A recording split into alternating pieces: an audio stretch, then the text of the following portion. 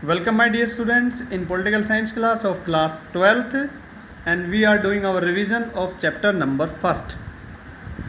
In the chapter number 1st, the name of the chapter number 1st is challenges to nation building, यानी कि राष्ट्र निर्माण में चुनौतियाँ.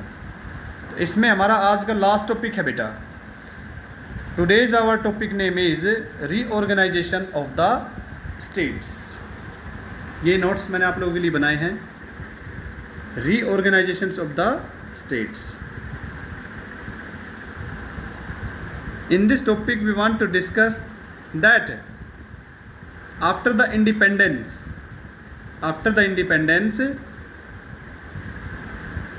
when the government solved all the problems of the princely state,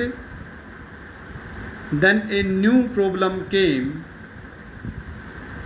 to the central government of formations of the state according to the language, यानी भाषा के आधार पर स्टेटों का पुनर्गठन करना.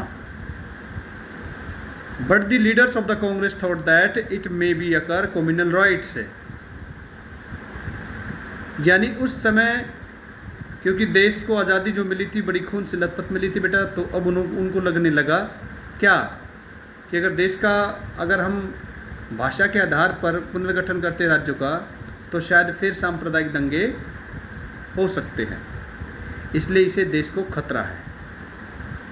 आइए देखते हैं. फर्स्ट जो हमारे पास पॉइंट आ रहा है, challenge and opposition to the language, यानी हम कहें कि वे भाषा के आधार की चुनौतियाँ और उसका अपोजिशन कैसे कैसे हुआ. सबसे पहले बेटा मैं आपको बता दूं कि ये जो चैलेंज जो था, it was a very dangerous, बहुत ही ख़तरनाक था.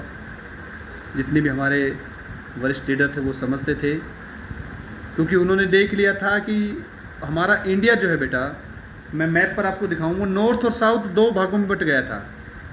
South is just anti to the Hindi and we are the northern in India, we support the Hindi, यानी उत्तरी भारत जो है वो तो हिंदी के पक्ष में था, और जो साउथ हमारे पास जो इंडिया था वो इसके एंटी था. ये मैं हल्का सा एक बार आपको मैप में दिखा दूं. देखिए, ये देखिए, ये जो नॉर्थ स्टेट्स है बेटा हमारे, ये जितने भी नॉर्थ में जो स्टेट पड़ते हैं, पंजाब, हरियाणा, उत्तर प्रदेश, राजस्थान वगैरह जो है, और साउथ में जो हमारे पास जो है तमिल हुआ, हमारे पास कर्नाटका हुआ, आंध्रा हुआ, तेलंगाना हुआ, उड़ीसा ये वगैरह जो महाराष्ट्र वगैरह, ये सारे एंटी थे हिंदी के. तो सेंट्रल गवर्नमेंट के सामने बड़ी समस्या आ गई, भाई क्या करें और क्या न करें. सबसे बड़ी समस्या उभर कर कब आई, जैसे ही 1952 के अंदर आप ये चेन्नई देख रहे हैं, ये चेन्नई जो कि मुंबई प्रेसिडेंसी के रूप में पहले जाना जाता था, जिसका बहुत बड़ा क्षेत्र था. ये पूरा आंध्रा, तेलंगाना और हमारे पास हम कहेंगे तमिलनाडु, कुछ कर्नाटका का हिस्सा भी जो इसी में ही हुआ करता था. और साउथ में इसमें वेस्ट पार्ट में जो हमारे पास जो कोस्टल एरिया है, मुंबई प्रेसिडेंसी जो हुआ करती थी, जिसके अंदर पूरा महाराष्ट्र, पूरा गुजरात और ये कर्नाटका का क्षेत्र कुछ इसमें शामिल था. तो सबसे पहले प्रॉब्लम कहाँ क्रिएट हुई, सबसे पहले प्रॉब्लम क्रिएट हुई ये हमारे पास जो ईस्टर्न कोस्ट, जिसमें चेन्नई जिसे हम कहते हैं, इसका नाम पुराना था मद्रास, और इसे पुकारते थे मद्रास प्रेसिडेंसी, अभी जो मैंने आपको बताया. तो ये प्रॉब्लम क्रिएट हुई 1952. जो कांग्रेस के वरिष्ठ लीडर थे पोटी श्रीरामल्लू, उन्होंने जो तेलुगु भाषा बोलने वाले जो लोग थे, यहाँ पर लगभग तेलुगु और तमिल दो भाषा बोली जाती थी, तेलुगु भाषा के लिए एक अलग राज्य का मांग की. उस राज्य का नाम उन्होंने आंध्र प्रदेश रखा गया, और उन्होंने एक मूवमेंट चलाया बेटा. उस मूवमेंट का इधर देखिए, आंध्रा मूवमेंट एंड रीऑर्गेनाइजेशन, यानी आंध्रा मूवमेंट उसका नाम रखा. पोटी श्रीरामल्लू जो कांग्रेस के एक वरिष्ठ नेता थे, उन्होंने 56 दिन का फास्ट रखा बेटा. 56 दिन का फास्ट रखा, सरकार ने उसकी ओर ध्यान नहीं दिया, और 56 दिन के बाद भूख से उनकी मृत्यु हो गई. तो ये जो क्षेत्र हमारा है इधर, यहाँ पर लोग जो थे वो भड़क गए, और जगह जगह हिंसा होने लगी. पुलिस और लोगों के बीच आपस में लाठीचार्ज हुआ, फायरिंग हुई, बहुत से लोग भी मारे गए.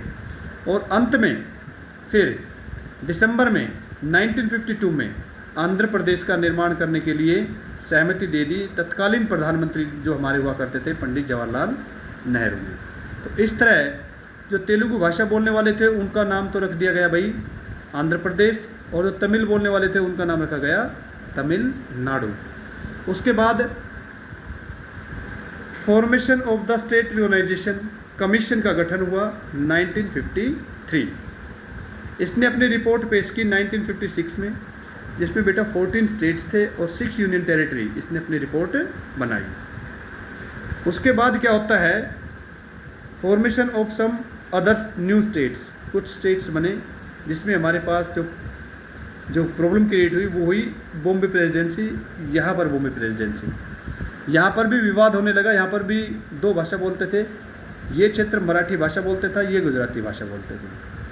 तो 1960 में बेटा जो मराठी भाषा बोलने वाले जो लोग थे उस स्टेट का तो नाम रख दिया महाराष्ट्र, और गुजरात भाषा बोलने वाले थे उसका नाम रख दिया गुजरात, गुजराती भाषा वाले को।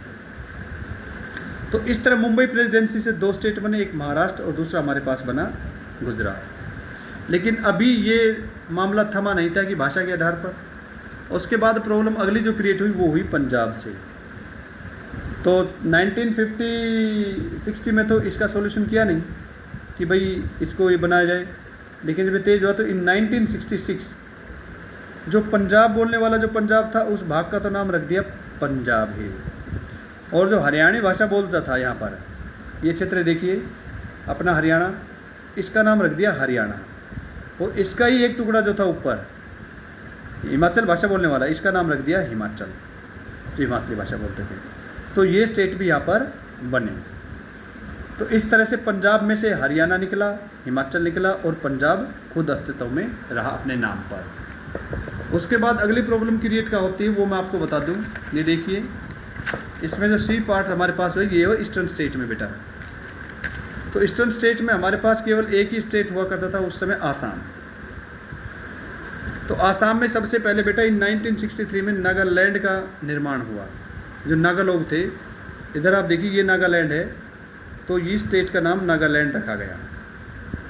उसके बाद 1972 में इससे एक आसाम से टुकड़ा अलग किया गया जिसका नाम रखा दिया मेघालय, और 1962 में ही ये जो मणिपुर अलग रियासत हुआ करती थी इसको भी एक अलग स्टेट के रूप में तवज्जो दे दी।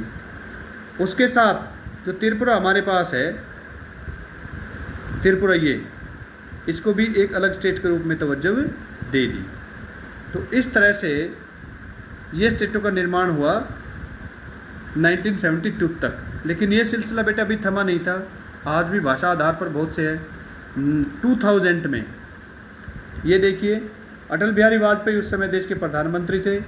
उत्तराखंड से एक टुकड़ा अलग हुआ जिसका, उत्तर प्रदेश से अलग हुआ जिसका नाम रखा गया उत्तराखंड, तो उत्तराखंड अस्तित्व में आया। इधर बिहार से एक टुकड़े को अलग किया गया जिसका नाम रखा गया झारखंड, और एक ही भाषा के आधार पर एमपी में से, मध्य प्रदेश में जिसका नाम रखा छत्तीसगढ़।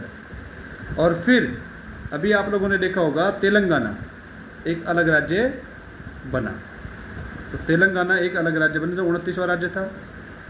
लेकिन अब टोटल हमारे देश के अंदर बेटा 29 नहीं 28 स्टेट्स है।